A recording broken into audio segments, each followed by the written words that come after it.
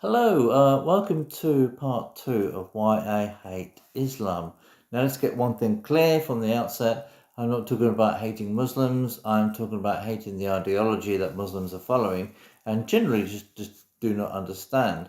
There's very little in Islam for the feminists. It's just an ideology written for men, by men, and is really male dominated. One in particular, hadith of Muhammad's sayings, where he's describing hell as a place where there's mainly women. This is because they are disrespectful to their husbands. Why are they disrespectful to their husbands? It is because they have been beaten here on earth. So it's common sense, really, isn't it?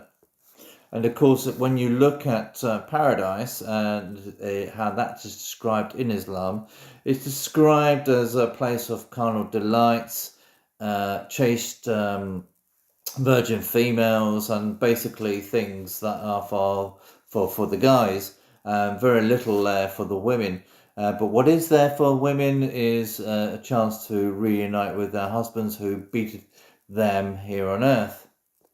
The Quran tends to follow up and back up this view with anti-feminine verses. So, for example, women are encouraged to obey their husbands, so that righteous women are devoutly obedient.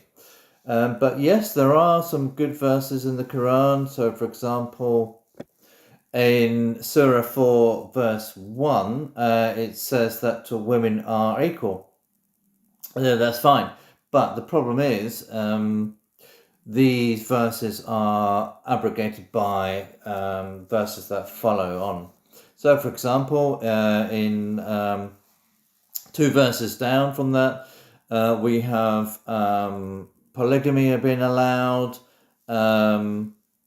There is a description of treating wives fairly, except what the right hand possesses. So women are seen as possessions rather than as loving wives.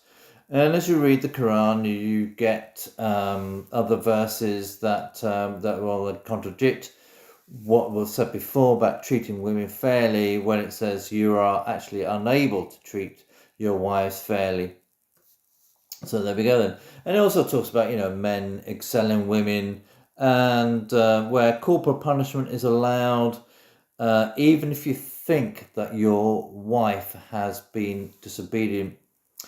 In Sharia law, she will get less inheritance, less compensation, and in rape cases, for example, but as she has to produce two witnesses to every one man's, she is really found in mainly if all cases she's found guilty of rape, and she's the one that gets punished.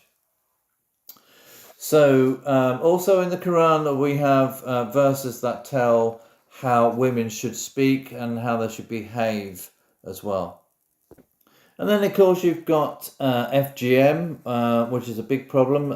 Some people say, well, it's just an African problem, but no, not really. FGM goes on throughout the Islamic world, mainly in Islamic-dominated countries, but also here as well, here in the UK. If you ask an imam, they will tell you, yes, it is allowable and encouraged within Islam to mutilate the female genitalia.